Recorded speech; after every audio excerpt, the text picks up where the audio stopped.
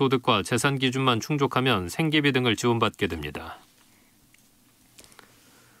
지난해 로또가 하루 평균 130억 원어치 팔린 것으로 잠정 집계됐습니다. 오늘 국민의힘 추경호 의원실이 기획재정부에서 받은 자료를 보면 지난해 로또 하루 평균 판매액은 130억 원으로 나타났습니다. 하루 평균 판매량은 1,297만 8천여 건이었습니다. 하루 평균 판매액과 판매량 모두 지난 2002년 12월 로또 판매가 시작된 이래 가장 높았습니다. 중국 고비 사막에서 유입된 황사에 국내외 초미세먼지가 정체되면서 오늘도 대기질이 좋지 않겠습니다. 국립환경과학원은 인천과 경남, 제주를 제외한 전국의 미세먼지 농도가 나쁜 수준을 보이겠다고 예보했습니다. 김인수였습니다. 뉴스를 마칩니다. KBS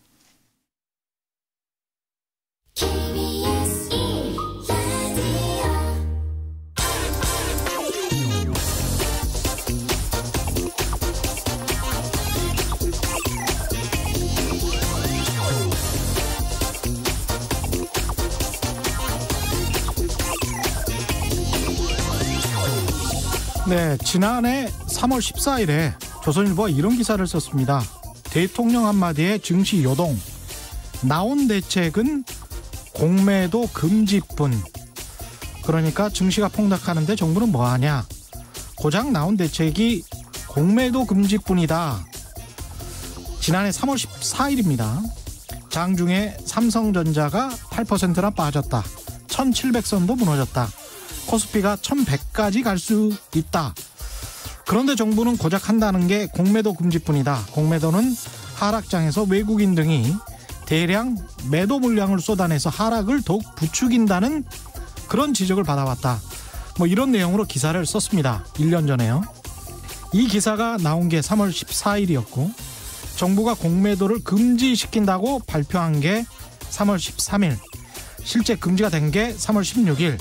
공교롭게도 3일 뒤인 3월 19일 종합주가지수 코스피는 1439 바닥을 찍었습니다. 1100까지 떨어질 거란 코스피가 하락을 멈췄죠. 그게 꼭 공매도를 금지해서 그렇다는 거냐? 그럼 그건 잘 모르겠습니다. 그거 아는 인간이 있느냐? 저는 없다고 봅니다.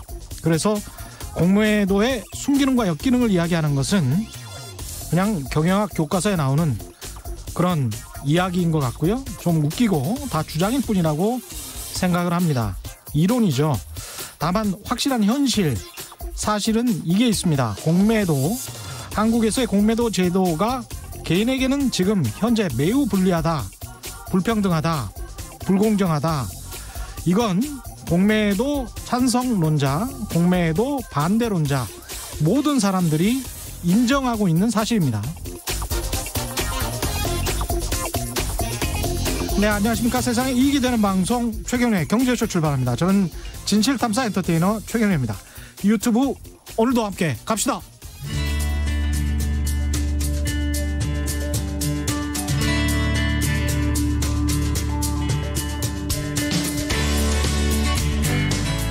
경제방송 아무거나 들으면 큰일 납니다.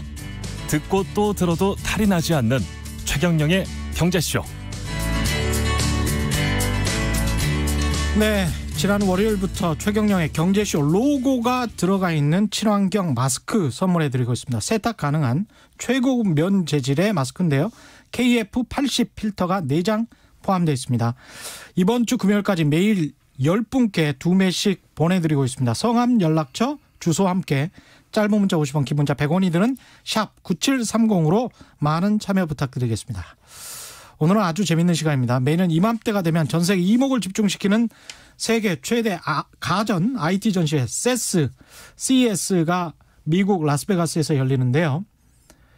언택트로 개막한 CES 2021 어떤 미래 신기술이 선보였는지 하이투자증권 리서치센터의 고태봉 센터장님 모셨습니다. 안녕하십니까? 네, 안녕하십니까? 예. 그러니까 이걸 라스베가스 가신 게 아니죠, 이번에는? 가고 싶었는데 못 갔습니다. 매년 갔는데요. 예. 이번에는 그 완전 100% 디지털 온라인으로만 하는 거라서 예. 갈 수가 없었죠. 그럼 댁에서 이렇게 보셨어요? 아닙니다. 저희는 늘 저희 이제 IT 애널리스트하고 예. 특히 2016년부터 부각되기 시작한 이제 모빌리티 자동차 쪽이 굉장히 낯선 예. CES는 사실 컨슈머 일렉트로닉 쇼이기 때문에 소비자 가전, 뭐 예. TV라든지 뭐 세탁기, 냉장고 같은 이제 소비자들한테 어필되는 백색 가전들의 전 시장이거든요. 예. 굉장히 오래된 역사를 가지고 있는데 갑자기 전기차, 자율주행차 이게 사실 어떻게 보면 이제 일렉트릭 아닙니까, 그죠? 그렇죠. 그러다 보니까 낯선 이 자동차가 CES에 나타나기 시작했죠. 그러면서 예. 거기서 갑자기 큰 것들을 퐁퐁 터트리니까 자동차 애널리스트가 CES를 안 갈 수가 없게 된 거예요. 그래서 저도 이제 17년부터 지금까지 계속 CES를 참석하고 있는데요. 예.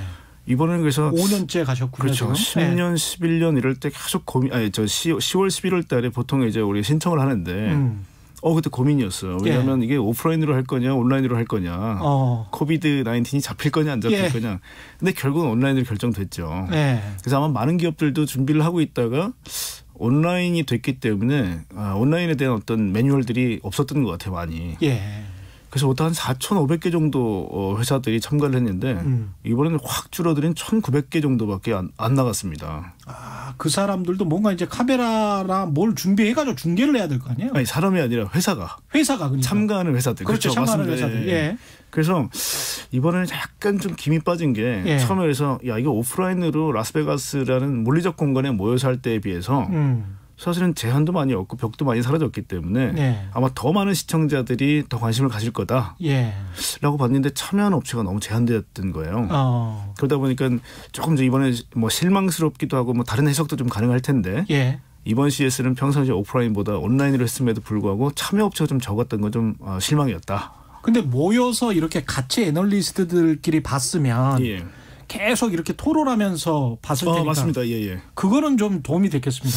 맞습니다. 그래서 저희도 최대한 생생하게 하려고 집에서 하게 되면 아마 낮과 밤이 바뀌니까. 그렇죠. 왜냐면 이제 저녁 9시 반부터 시작이니까요. 그 다음에 언제 끝나는 거예요? 다음 날 9시 반. 다음 날 9시 반? 예. 어휴.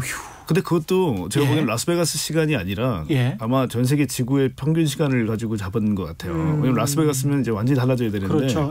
이번엔 아마 라스베가스 따지게 되면 굉장히 새벽에 시작하는 거고요. 그래서 아마 아시아하고 이런 쪽 어떤 중간 시간대를 좀 선택한 게 아닌가라는 생각도 들어요. 그래서 하여튼 저희 같은 경우는 이제 IT 애널리스트들하고 이제 리서치 어시스턴트들 또 저희 자동차 담당하는 쪽하고 합쳐서 한 6명이 합숙했습니다. 잠을 못 잤습니다. 그래서 합숙하면서 보셨군요. 오늘 좀 비몽사몽하더라 좀 이해해 주십시오. 그래서 저희가 이번 주말에는 확실히 정리를 해야 되는데 일단 아직 막 이제 끝나지도 않은 CS 내용을 조금 전달을 해드리고요. 너무 감사합니다. 혹시 시간이 되면 또 이렇게 잘 정리해서 말씀을 좀 드리도록 하겠습니다. 일단 어떤 기술이 선보였는지 그게 궁금하네요. 이번엔 기술은 아마 저 친구 와서 또 똑같은 얘기 할 수도 있는데요. 사실은 이제 크게 달라지진 않았습니다. 그런데 어떤 거냐면 홈코노미라는 얘기가 이번에 많았어요. 홈코노미. 왜냐 백색 가전이면 저희가 이 IT 기술 중에서 약간 좀 한물 간 기술이나 조금 저급 기술이라고 생각하지 않습니까? 근데 이번에 코로나가 딱 터지고 이 락다운 한번 딱 경험하고 나니까 이 집의 소중함. 그렇죠. 집에서 뭐든 해야 되겠구나 때문에 백색 가전이 다시 빛나기 시작했습니다. 삼성전자도 작년 같은 경우는 로봇도 많이 나와 있고 굉장히 화려한 기술들이 많이 나왔는데요. 올해는 뭐 냉장고라든지 아니면 이 가전 제품의 어떤 고도화, 그다음에 IoT 접목, 뭐 이런 것들이 많았고요. 특히 뭐 삼성 같은 경우도 뭐 스마트 띵스라고 해서 이제 모든 걸 스마트로 만들겠다는 거죠. 그래서 예를 들면 이제 필요한 것들을 얘기하게 되면 바로 제가 주문이 들어오는 이런 것들이 다이렉트로 연결되는 기술들도 선보였고요. 필요한 것은 어디에 있다? 냉장고에? 냉장고에요. 냉장고에. 그래서 아니면 이제 스마트띵이 이제 이 우리 갖고 있는 스마트폰으로 조작을 했을 경우에는 바로 배송이 오고 거기에 맞춰서 모든 이제 가전 제품들이 세팅이 되는 뭐 그런 것들도 선보였고요. 그래서 그다음에 또 하나가 뭐냐면 한국 같은 경우는 이제 뭐 미세먼지 문제가 있기 때문에 공기청정기라든지 스타일러스트 같은 거 있지 않습니까? 그렇죠. 그런 것들이 굉장히 잘 팔리는 나라인데 다른 나라는 그 중요성을 잘 몰랐어요. 근데 이번에 겪고 나서 이게 얼마나 소중한 거냐 때문에 오히려 이런 제품들이 불티나게 팔렸다는 겁니다. 또 하나가 TV. TV라는 게 아시겠지만 저성장 산업이에요, 이제는. 그럼요. 매년 많이 성장해봐야 3% 정도. 근데 작년 같은 경우는 사실 집콕하다 보니까 거기다가 뭐 이 정부에서도 돈도 조금씩 줬겠다. 그렇죠. TV들에 대한 어떤 이 니즈가 굉장히 폭발했던 때이기 때문에 LG전자 영업이 오르는 거 보세요. 맞습니다. 그래서 100세 가전 다시 보기가 일단 컸고요. 그다음에 모빌리티는 사실 이제 자동차가 모터쇼라는 게 이미지가 어떠세요? 모터쇼 하면? 모터쇼야 뭐 화려하죠. 화려하죠. 예, 화려하죠. 그리고 예. 이 집 다음에 제일 비싼 재화기도 하지 않습니까? 그렇습니다. 예. 그래서 제일 되게 비싸죠. 체험용. 그러니까 많이 모터쇼라는 게 계속 굉장히 화려하기도 하고 직접 문 열어보고 타보고 그렇죠. 핸들 돌려보고 예. 이게 체험형인데 그게 안 되다 보니까 많은 기업들이 이번에는 불참을 선언했습니다. 그래서 그게 좀 아쉽네요. 네, 예. 아쉽습니다. 이제 물론 이제 드릴 말씀은 좀 있는데 예. 적어도 이 CES쇼만 놓고 봤을 때는 그 라스베가스의 그 엄청나게 화려하던 CES가 이번에 약간 좀 위축되는 느낌이 있었다. 예. 라는 부분이 일단 개괄적으로 좀 드릴 말씀입니다. 예. 지금 뭐 홈코노미 말씀을 하셨으니까 거기서부터 좀 시작을 해보면 그러니까 가전 이런 게 이제 굉장히 좀 특이한 것들이 나왔다 그런 말씀이신데 그러면 삼성이나 LG가 좀 두각을 나타냈겠습니다. 예, 맞습니다. 예. 원래 그 CES쇼가 미국이 가장 많이 참석을 하고요. 그다음에 중국, 그다음에 한국 보통 순위입니다. 한국도 굉장히 잡아도 이 큰 비중을 차지하는데 왜냐? TV나 디스플레이가 꽃이에요. 스마트폰하고.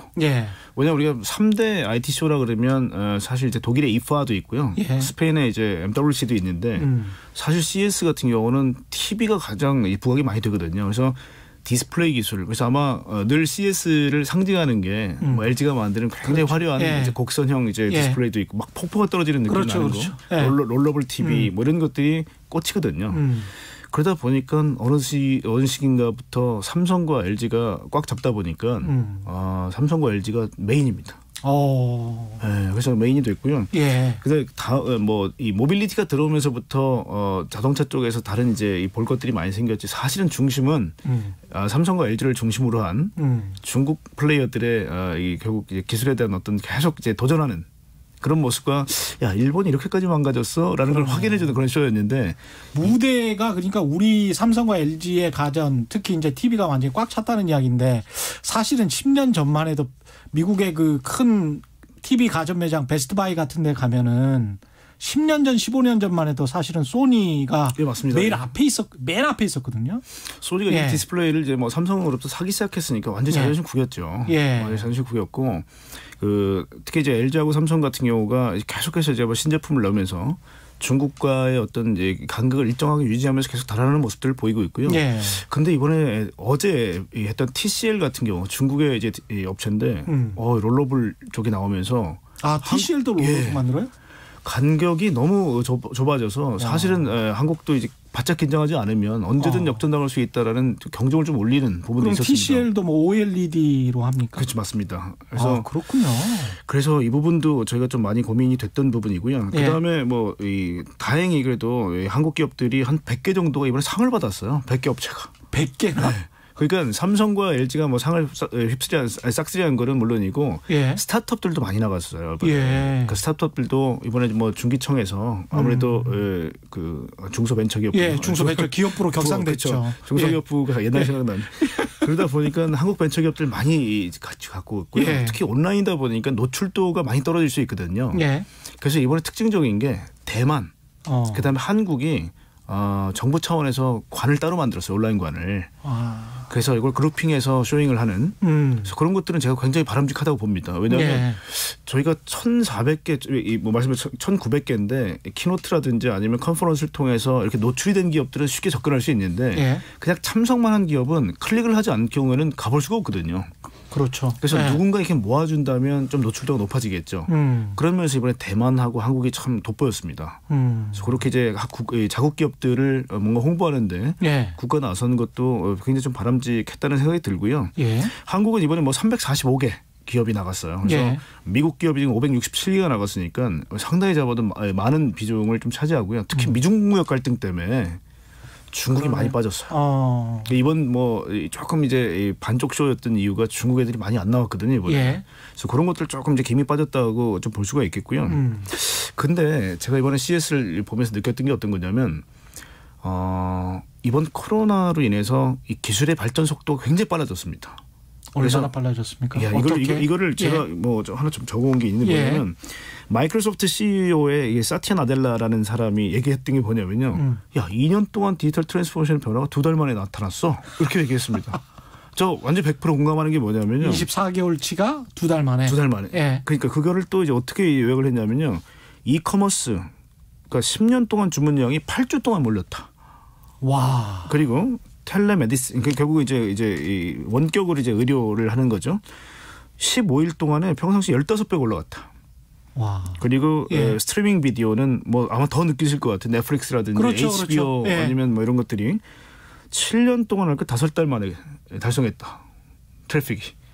대단하네요. 그리고 리모트 러닝이라고 해서 이제 이런 부분이 2주 동안에 2.5억. 그게 뭐냐면 이건 공부하는 거죠. 그래서 리모트로 공부하는 학습 이런 것들이 이 2주 동안 2.5억 회 정도. 그러니까 이걸 다 종합해봤을 때 아까 말씀드린 것처럼 2년 동안에 변화될 트랜스포메이션이 2달 동안에 압축적으로 나타났다는 거거든요. 그러니까 코로나가 가져다 준 거는 디지털 트랜스포메이션은 기본적으로 계속 진화가 될 건데 그렇죠. 속도를 엄청나게 당겼다는 겁니다. 그 방향으로 가는 건데. 맞습니다. 예. 그러다 보니 제 생각은 이건 뭐 제 개인적인 뇌피셜입니다만은 참석한 기업들이 좀 적었던데 이면에 이렇게 한번 보시죠. 아까 제가 처음에 모빌리티 기업의 참여가 좀 아쉬웠다라는 표현을 드렸지만 기자님 아마 지난 1년 동안 작년에 CES가 끝난 1월 중순서부터 지금까지 1년 동안에 모빌리티 쪽에서 나왔던 저도 굉장히 많이 최경영쇼에 나왔지만 제가 그냥 계속 숨가쁘게 말씀드리지 않았습니까? UAM 뭐 엄청 말씀하셨죠. 그 변화가요. 지난 1년 동안 압축적으로 나타났기 때문에 저는 매일매일 365일이 CES였다. 왜냐 테슬라 같은 경우도요. 제가 배터리 데이 때도 나오자마자 출연했잖아요. 그랬죠. 상시적으로 뭔가 계속해서 발표가 있었다는 겁니다. 자, 현대차만 놓고 보더라도요. 1월 달에 딱 끝나자마자 뭐 카눈이 어라이벌 이런 회사하고 제휴맺었다고 발표 나오더니 뭐 12월 달에 인베스터 데이 했죠. 또 그다음에 뭐 로봇 회사인 보스턴 다이내믹스 인수했죠. 정말 뭐 5월인가 6월인가 또 모셔널이라는 회사 설립시켰죠. 정말 숨가쁘게 달려왔거든요. 그러니까 사실은 CES쇼가 어떤 특징이 있냐면 1년 동안 모아서 그렇죠. 서프라이즈 하는 거거든요. 보통. 뭔가 깜짝 놀라는 거. 그런데 그럴 겨를이 없을 정도로 숨가쁘게 달려왔다는 겁니다. 지난 1년 동안. 특히 코로나가 촉발했던 어떤 그런 속도, 스피드 때문에 많은 기업들이 발표를 했고요.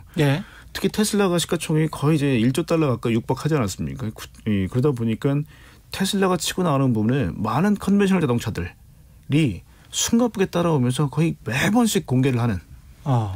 그랬기 때문에 아마 이번에는 조금 어떻게 보면 이 기준 자체도 많이 높아져 있고. 눈높이가. 그렇죠. 그러다 보니까 CES에서는 뭔가 발표할 것들이 이미 다 발표한. 사실 이번에 뭐 GM 같은 경우가 메리바라 CEO가 직접적으로 키노트도 하면서 굉장히 화려하게 발표를 했거든요. GM이 뭐 전기차 배터리 뭐 이쪽입니까? 네, 그렇습니다. 근데도 사실 그 전에 나왔던 뭐 얼티엄 배터리라든지 기존에 사실 발표됐던 것들을 다 모아서 발표를 했어요. 그래서 예전처럼 뭐 CES에서 깜짝 쇼, 예를 들면 현대자동차가 UAM SA1이라는 기체를 갑자기 딱 공개했을 때 깜짝 뭐 왜냐하면 현대자동차가 비행기를 이런 서프라이즈를 유도해야 되는데 사실 너무 이 지난 365일 동안 매번 이 CES였다는 겁니다. 거기다가 그런 그 전문가들의 이야기를 지금 말씀하신 것처럼 넷플릭스든 유튜브든 뭐 이런 최경영의 경제쇼 같은 이런 프로들에서 많이 하다 보니까 일반인들도 좀 이렇게 이제 친숙하네 이러는데 전문가들은 뭐 어지간한 게 나오지 않으면 깜짝 놀라지 않죠. 맞습니다. 저희도 그래서 약간 둔감해졌는데 그게 이번 CES도 저희가 이 디테일을 놓치지 않으려고 굉장히 노력을 많이 했거든요. 많이 했는데도 빅픽처 큰 그림은 예를 들면 현대자동차가 2030년도에 자동차 50%, 어번 에어모빌리티 30%, 로보틱스 20% 하겠다라는 게 굉장히 큰 그림이에요. 근데 이거 발표를 딱 했기 때문에 로봇을 한다 하면 이제 안 놀라지 않습니까? 그렇죠. 근데 이번에도 GM 같은 경우는 EP1이라는 로봇을 내놨어요. 그러니까 쉽게 말하면 딜리버리 휠 타입, 바퀴로 굴러가는 휠 타입 로봇인데 요거하고 이제 EV600이라는 차, 전기차 베이스로 페덱스하고 같이 이제 배송을 하겠다는 겁니다. 근데 이것도 지나보면 2017년도 뭐 18년도에 이 도요다가 이팔레트라는 개념을 설명을 했기 때문에 이미 화려한 그림을 다 봤어요. 그러니까 GM이 이렇게 이런 걸 내놨는데도 깜짝 놀라지 않는다는 거예요, 다들.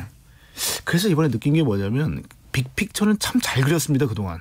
그래서 혹자는 CES를 보고 실망했다라고 표현할 수 있지만 제가 느낀 거는 그림은 다 대동소이하게 그려졌고요. 누가 그 그림에 더 가까이 가고 있느냐. 그래서 많은 이번에 부품 업체들도 나와서 예. 실제 그 그림을 완성하기 위한 퍼즐을 많이 보여줬다라는 생각이 들거든요. 그래서 겉으로 보기는 예전처럼 큰 빅픽처를 보여줄 때처럼 그림은 잘 안 보이지만 예. 디테일들이 계속 올라오는 걸 다시 느끼게 된 뭐 그런 계기였다고 봐요. 그런 디테일들을 좀 이야기해 주시면 좋은데 그래도 요것 봐라 뭐 이런 것들 예, 예. 그런 기술들이 있었나요? 그러니까 뭐 많이 있었죠. 많이 예. 있었고 특히 이제 이번에 코로나 때문에 예. 디지털 헬스케어 이런 쪽도 인기가 굉장히 많았습니다. 디지털 헬스케어. 그렇죠. 예. 왜냐하면 의사도 뭐 우리 텔레닥 같은 회사들 되게 유명하잖아요. 예.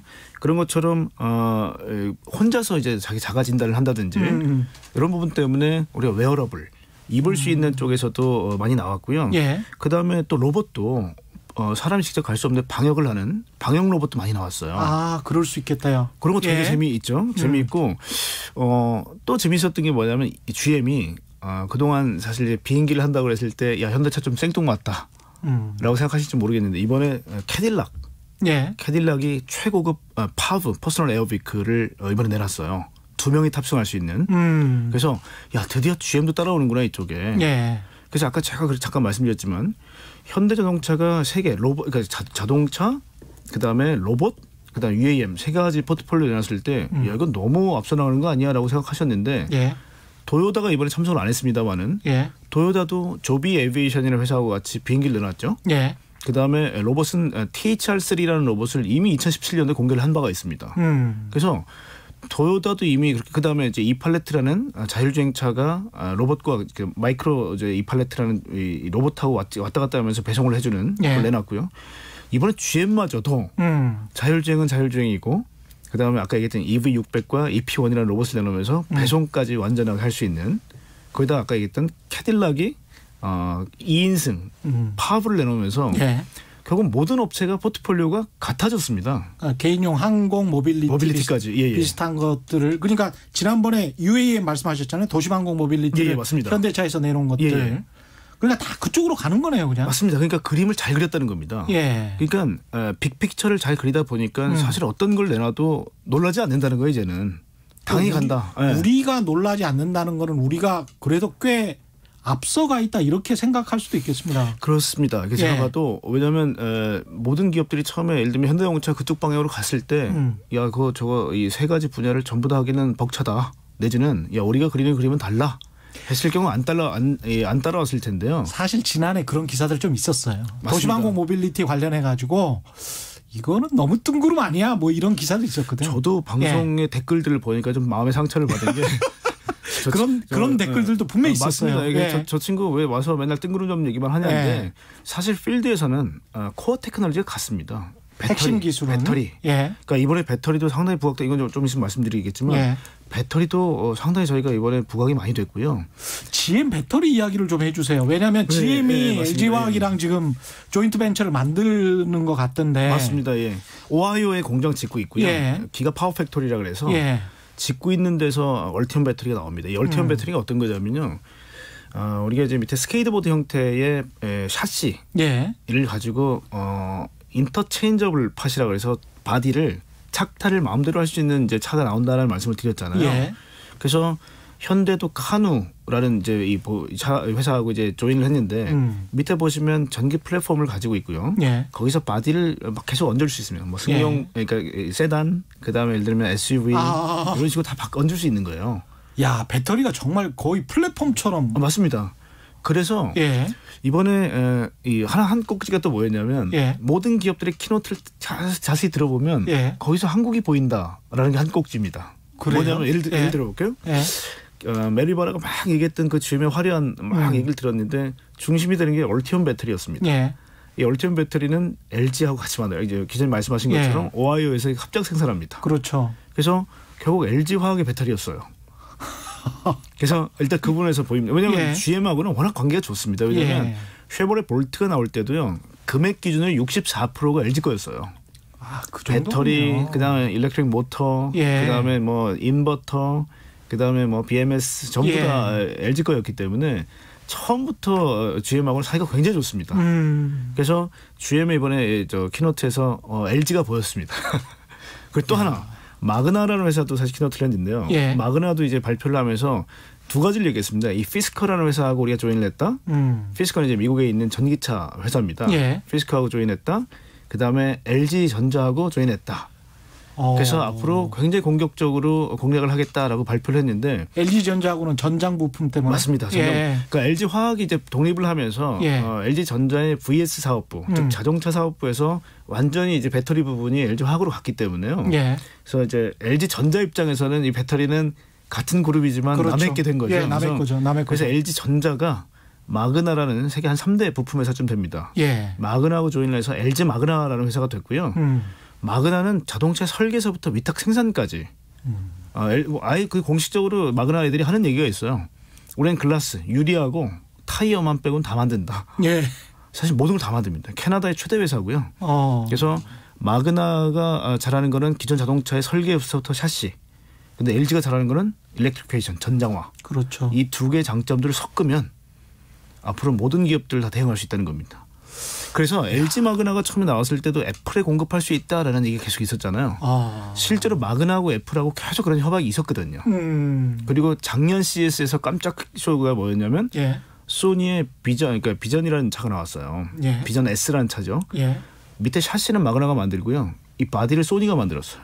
그러니까 소니의 비전 S라는 차가 굉장히 완성도가 높게 나왔습니다. 차가. 예. 그래서 야 소니가 차를 이랬는데 왜냐하면 바디에서는 비전 센싱과 인포테인먼트의 세계적 힘을 가지고 있는 소니가 예. 우리가 그 두 가지 특장점을 가지고 바디를 만들겠다였고 대신에 밑에 조향, 제동, 완충, 구동 관련된 거는 마그나 니들이 해줘. 그렇게 해서 두 개를 갖다 붙인 거거든요. 예. 마찬가지로 애플도 그런 관점에서 만약에 아이카가 나온다면 밑에 있는 구동, 조당, 완충, 제동에 대한 부분은 기존에 잘하는 니들이 좀 해줘. 위는 우리가 할게요. 아마 이런 컨셉으로 갈 가능성이 커요. 그래서 그렇게 얘기가 나왔었거든요. 그래서 이번엔 마그나도 딱 보면 근데 그 피스커라는 회사도요. 사실은 거기 있는 배터리 팩이 LG 겁니다. 야, 대단하구나 한국 기업들. 네, 그래서 피스커가 LG가 난 좋다라고 얘기했기 때문에 마그나도 조인을 하는 게 결국은 교집합이 LG예요. 세스 이야기 하다가 갑자기 그 애플이랑 있잖아요. 현대차랑 협업할 것 같잖아요. 일단은 컨택이 온 건 팩트입니다. 그렇죠. 네, 맞습니다. 이게 어떤 의미인지 아무래도 이제 자동차 최고 애널리스트니까 그 의미를 좀 설명을 또 해주십시오. 저도 그 뭐 이 테이블에 같이 있었던 게 아니기 때문에 뭐 제가 어떻게 말씀드리기는 좀 이제 뭐 뇌피셜이 좀 들어갔다는 걸 감안하고 들어보시면요. 애플이 타이탄 프로젝트서부터 자동차에 인발부되고 싶어하는 생각이 있었습니다. 그리고 뭐 24년, 27년 이런 레인지의 시기가 자꾸 얘기 나오는 게요. 아마 잘 보시면 레벨 3나 레벨 4 단계 자율주행이 나오는 시기예요, 그때가.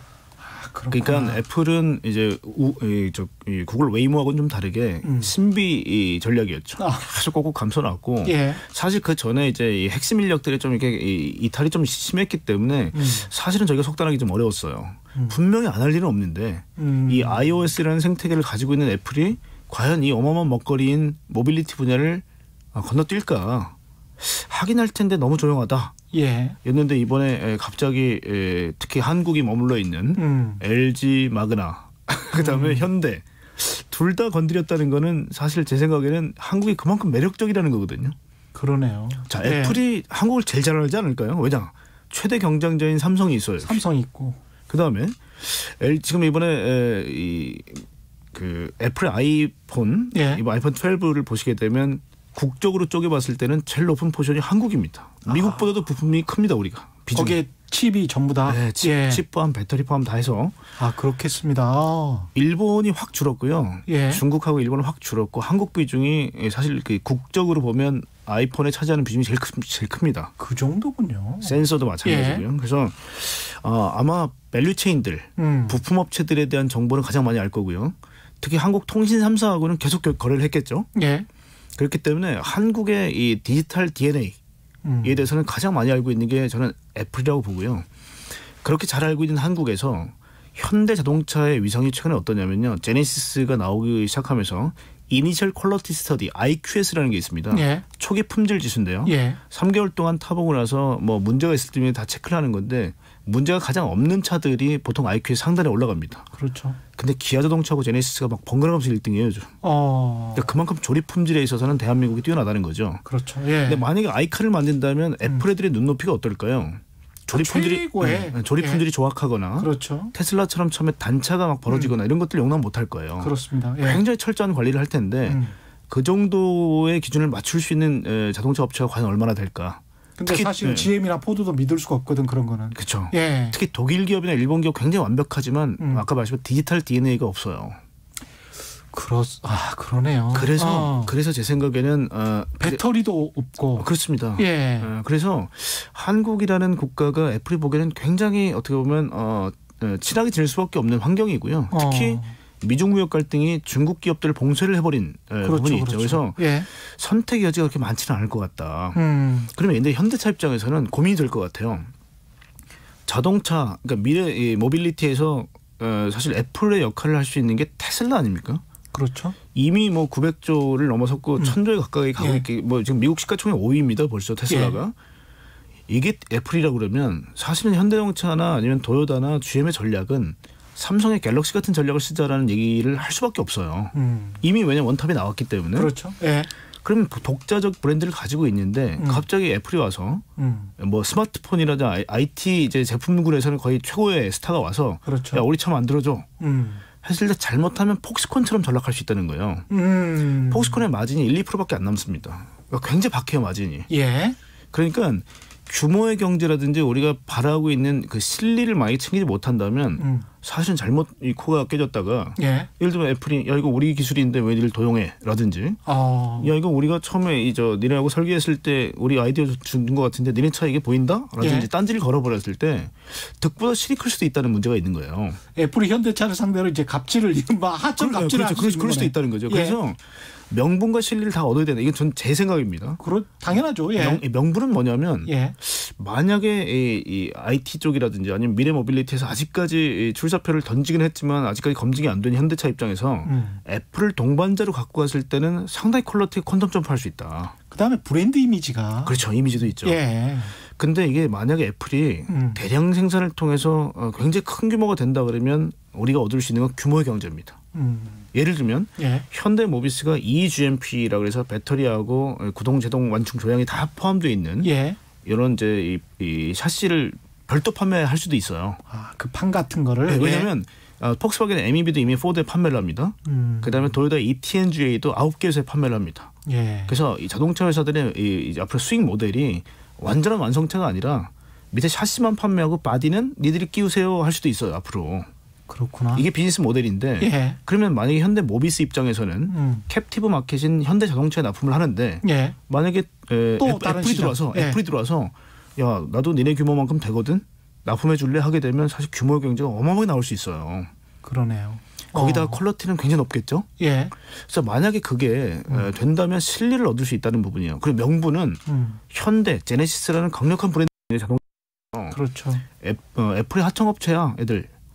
만약에 삼성이 갤럭시를 만드는데 갑자기 애플의 하청 기질에 이런 것들은 사실 명분을 잃을 수 있다는 거예요. 그래서 현대자동차는 그나마 다행인 게 밑에 굉장히 많은 수직 계열화가 돼 있고 많은 부품 업체들이 컨벤셔널 즉 전통적인 내연기관 위주로 형성돼 있어요. 굉장히 많은 유효 인력들이 나올 수도 있습니다 앞으로. 그러니까 제가 걱정하는 부분은 이 좌초 자산이라고 해서 스트랜디드 에셋 앞으로 예를 들어 탄소를 배출하거나 아니면 디지털이 아닌 아날로그 같은 경우는 굉장히 어려워질 수 있거든요 앞으로. 이걸 보통 제레미 리프키는 좌초 자산이라고 부릅니다. 이 좌초 자산이 많아질 텐데 이쪽을 터닝하기 위해서는 이 유효 인력들과 공간을 미래로 터닝할 필요도 있다는 겁니다. 그래서 만약에 애플의 자동차를 만들어주는 기지에 우리 유효 인력들을 보낼 수 있다면 명분과 실리를 다 얻을 수 있고 그다음에 현대 자동차는 현대자동차의 브랜드를 독자적으로 유지할 수 있기 때문에 자회사 활용 방안 이런 것도 굉장히 명분과 실리를 얻기 위해서 좋은 조건이 아닌가라는 생각도 듭니다. 일단 뭐 안 하는 것보다는 훨씬 낫지 않겠습니까? 맞습니다. 왜냐하면 우리가 안 하면요. 잠재적 경쟁자가 나타나게 돼 있어요. 그럼요. 누군가 합니다. 도요타나 GM이 할 수도 있겠죠. 제 생각에는 반드시 해야 된다. 하지만 명분과 실리를 동시에 얻어야 된다라는 생각이 좀 드네요. 김태성님은 갓 태봉 센터장님의 한국판 어벤져스를 해야 한다는 호소력 높은 애국심이 점점 현대차와 2차 전지 부분에서 눈부신 협력이 나오는 것 같습니다. 이렇게 저도 감동이었습니다. 왜냐하면 연초서부터 각 회장님들 손잡는 모습 계속 나왔잖아요. 그 지난 저는 5년 동안 잃어버린 5년이라고 표현을 하는데 사실 반드시 가야 할 길이었습니다. 왜냐하면 현대가 배터리를 만들 수 없고요.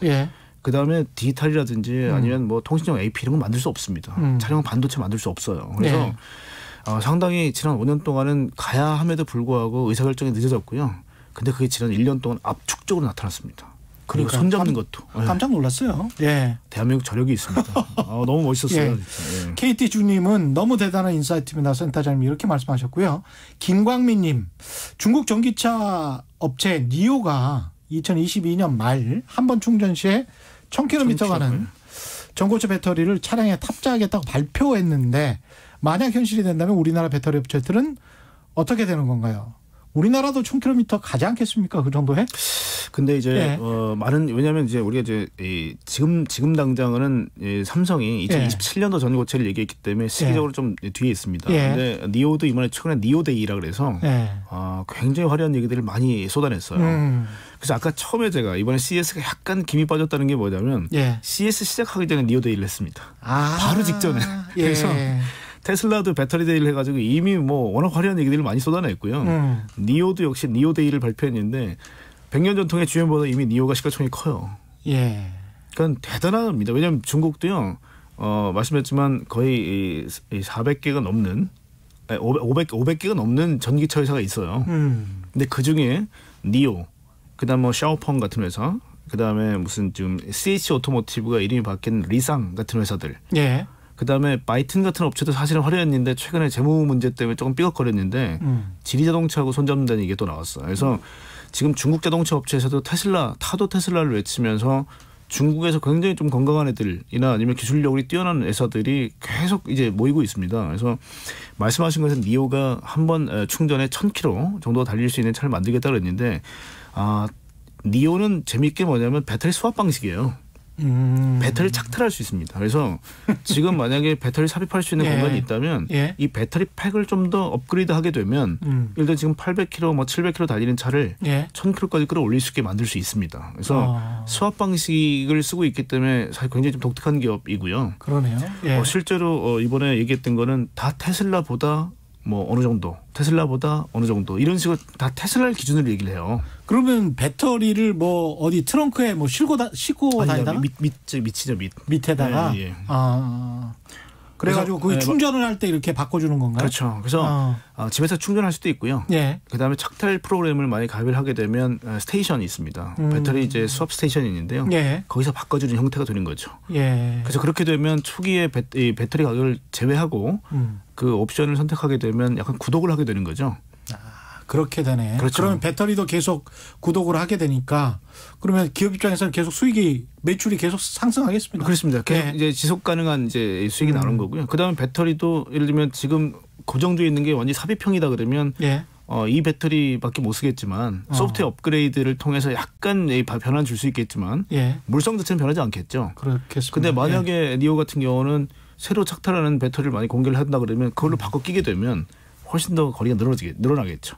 실제 이번에 그래서 기존 배터리를 얼마까지 늘릴 수 있는지에 대한 표도 이번에 제공했어요. 니오가. 그래서 아마 이 독자분이 말씀해 주신 것처럼 니오가 굉장히 공격적 발표를 했는데 과연 그때까지 할 수 있을까라는 의구심은 있습니다만은 대단한 기업이면 틀림없습니다. 그렇군요. 오재명님은 고태봉 센터장님 지난 그 UAM 도심 항공 모빌리티 말씀하셨었죠. UAM하고 수소 이야기 해주실 때 관련 기업 주식 매수해서 수익률이 엄청 좋습니다. 감사합니다. 이렇게 말씀하셨죠. 아마 이항 얘기하실 것 같아요. 그러니까 이항이라는 업체일 거고요. 실제 수소차 쪽 어떻게 보시는지 또 질문도 하셨어요. 수소는 말씀드렸지만 지난번에도 한번 동일한 말씀을 드린 것 같은데 옳고 그름의 문제는 아닙니다. 옳고 그름의 문제는 이거는 아니다. 포트폴리오의 문제입니다. 왜냐하면 한국처럼 전기를 생산하기 어려운 국가는요. 선택의 여지가 없습니다. 그냥 얼터너티브로 대안으로 하나씩 가져가는 거다. 그러니까 수소차, 전기차. 액체 전기라고 제가 표현하죠. 기체 전기 혹은 액체 전기라고 표현하는데 전기는 어쨌든 방전이 됩니다. 결국은 방전이 되기 때문에 전기를 어떤 형태로 보관할래라는 부분이에요. 그래서 이 부분은 그리고 또 하나는 이제 뭐 롱 디스턴스 굉장히 멀리 가는 뭐 잠수함 아니면 선박, 기차, 그다음에 UAM도요.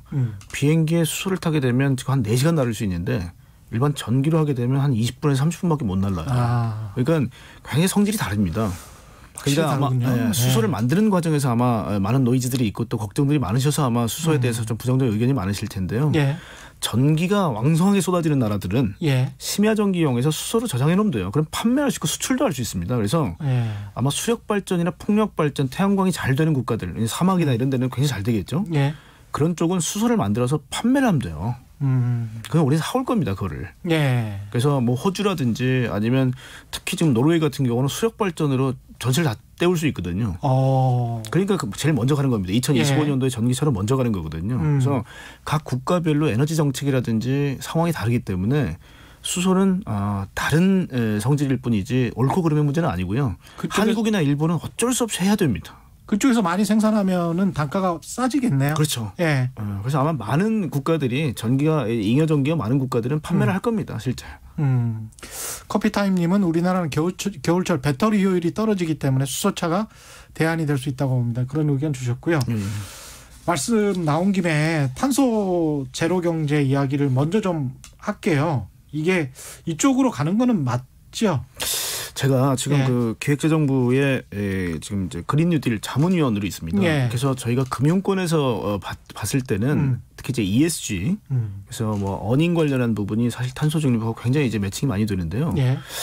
제가 놀란 게 뭐냐면 거기 있는 많은 교수님들이 말씀하시는 걸 듣고 깜짝 놀랐어요. 왜냐하면 우리 금융권에서 얘기했던 탄소 중립보다는 훨씬 더 디테일하고 또 이 프레셔 압박의 수위가 강합니다. 그러니까 정부 입장에서는 지금 2050년도에 탄소 제로를 선언 안 할 수가 없었어요. 안 할 수가 없었어요? 왜 그러냐면요. 이미 선진국들은 1990년대 말에 탄소 피크를 이미 찍었습니다. 정점을. 그 계속 좀 빠지고 있는 상황이고요. 대한민국은 2018년도에 피크를 찍었습니다. 그리고 나서 미끄러지고 있고요. 중국은 우리가 탄소를 좀 제일 배출을 많이 하는 건 맞는데 얘들 이번에 산샤댐 붕괴 직전까지 간 문제라도 이런 것들 때문에 깨닫기 시작했어요, 중국이. 그래서 시진핑 정부에서 2030년도에 탄소 피크를 찍고 60년대 제로로 만들겠다고 선언을 했습니다.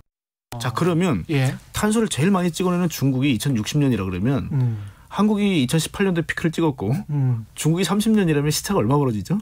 12년 벌어지죠. 12년. 자, 그러면 중국이 이 제로로 만들겠다는 2060 빼기 12년 하게 되면 한국은 2048년입니다. 그래서 2050년이군요. 그러니까 중국이 2060이라는 건요. 어마어마한 탄소 배출을 하고 있는 국가가 30년 동안 벼락치기로 제로를 만들겠다는 거예요. 그럼 대한민국 같이 지금 그래도 선진국인데 저희가 아마 1인당 탄소 배출량이 세계 6위입니다. 굉장히 탄소 배출을 많이 하는 국가입니다. 대한민국. 굉장히 높네. 근데 그때 아까 말씀하셨던 탄소 배출을 통해서 우리는 에너지를 만들 수밖에 없는 국가이기 때문에요. 발전에서 탄소가 제일 많이 나옵니다. 그다음에 뭐 우리 철강 보국이었지 않습니까? 그렇죠. 포스코, 현대제철 굉장히 탄소 많이 배출되고요. 그래서 이걸 제로로 만드는 거는 당위고요. 이것 때문에 사실 제일 쉬운 게 그럼 뭐냐? 16%가 교통수단이에요. 탄소에. 그러니까 이거는 제일 쉽다는 거예요. 뭐냐? 2050년 제로로 만들려면요. 15년. 왜냐하면 러닝 피리어드가 보통 자동차가 타서 한 10년 타고 중고차 시장에서 5년 더 타기 때문에 15년 전에는 없애야 돼요, 이거를. 그래서 2035년도에는 내연기관 판매 금지를 해야 15년 동안 바꾸고 하다가 50년이 되면 제로가 되는 겁니다. 그렇게 되는 건가요? 그래서 대한민국의 서울도 2035년도에 내연기관 판매 금지죠. 그리고 많은 국가들이 25년, 30년, 35년도에 다 내연기관 판매 금지를 발표합니다. 그리고 이번에 캘리포니아 산불이 나고 나서 캘리포니아 주지사가 바로 불 다 끄자마자 발표한 게 2035년 내연기관 판매 금지였어요. 도대체 산불하고 무슨 상관이냐 이게. 지구 온난화 때문에 그렇죠. 기후변화. 불을 끌 수가 없었다는 거예요. 그렇죠. 그러니까 이번에 코로나도 마찬가지지만요. 산불이라든지 왜냐하면 구름이 머금고 있는 수증기 양이 사상 최대래요 지금. 그것도 역시 지구 온난화하고 연관이 돼 있거든요. 그래서 그 부분 때문에 홍수가 자꾸 많이 나는 거예요. 그래서 이제는 피할 수 없다. 그래서 16%에 해당되는 자동차를 제일 먼저 바꾸겠다는 겁니다. 왜냐? 인센티브 주다가 나중에 페널티 주면 다 바꿀 수 있다는 거예요. 자동차는. 제일 쉬워요. 그렇게 바꾸는 거가 있기 때문에 지금 아마 모빌리티 특히 EV 전기차에서 이 변화가 계속 가팔라지는 거고요. 다행인 게 뭐 중국의 CATL이나 BYD도 있습니다만 한국의 3사가 배터리에서 가장 앞선 기술들을 가지고 전 세계를 호령하고 있기 때문에 아까 제가 CS 말씀드릴 때 그랬지만 키노트를 다 들어보니까 그 교집합이 LG더라 한국이더라. 아니면 한국이더라. 왜냐하면 뭐 SK이노베이션의 배터리 쓰거나 삼성의 배터리 쓰는 기술들이 대부분이었거든요. 굉장히 자랑스럽더라고요. 그게 결국은 탄소 중립 이퀄 자동차의 변화 이퀄 배터리 수요 증가. 네. 지금 페네트레이션 즉 침투율이요. 전체 자동차 1년에 한 9천만 대 팔리는데요. 한 3%가 채 안 됩니다. 근데 이게 50% 70%까지 확대가 돼야 되기 때문에 예. 아마 배터리는 어마어마하게 늘어날 거고요. 자, 자동차만 놓고 봐서 그러는데 아까 제가 현대자동차 말씀드리면서 자동차 50%, 예. UAM 30%, 예. 로보틱스 20%라고 말씀드렸지 않습니까? 예. 이 UAM하고 로봇은 뭘로 움직입니까? 역시 배터리예요. 예. 결국은 배터리는 자동차가 가장 기본이고요. 그리고 이번에 CES에서 또 재밌었던 게 뭐냐면요. 존 디어라는 이제 농기계 만드는 회사죠. 존 디어. 예. 140년 전에 존 디어가 예, 맞아요. 역시 예. 저희가 이 무인으로 농사짓는 이 기구를 갖고 왔고요. 예. 또 하나가 이제 캐터필러가 예. 중장비에 200톤이 넘는 이 물건을 실어야 되는 이 큰 트럭을 무인화시켰어요. 그래서 제가 그때도 말씀드린 게 이 코어 테크놀로지, 예. 기본적인 기술이 자율주행을 시속 300km가 넘는 자동차에서 구현할 수만 있다면 예. 중장비, 농기계, 비행기인 UAM, 그다음에 로봇 다 적용이 가능하다고 말씀을 드렸죠. 배터리가요. 그래서 디지털 트랜스포메이션 시대에 특히 중요한 게 로보타이제이션입니다. 지금은 사람이 다 일을 하고 있지만 사람의 근력을 대신할 수 있는 게 로봇이고요. 이 기술들이 굉장히 성큼성큼 다가가고 있기 때문에 이 로봇이 예를 들면 배터리가 아주 효율이 높아가지고 24시간 동안 쉬지 않고 일하는 로봇이 있고 예. 지금은 뭐 로봇이라는 게 전부 다 배선, 전기 꽂아놓고 일하지만 그렇죠. 이제는 독립해야 될 거거든요. 왜냐하면 이번에 현대자동차가 인수한 보스턴 다이내믹스도 결국은 이제 스팟 미니라는 개 형태 로봇이 사적보행으로 막 뛰어다니죠. 근데 만약에 한 2시간 있다가 갑자기 폭 쓰러졌다. 예. 못 쓸 거 아닙니까? 누가 또 회수해 그걸. 예. 그러니까 배터리의 효율이 굉장히 중요해진다는 거예요. 그래서 로보타이제이션은요. 앞으로 O2O, 온라인 투 오프라인 시대에 이 오프라인을 의미하는 게 로보타이제이션입니다. 앞으로.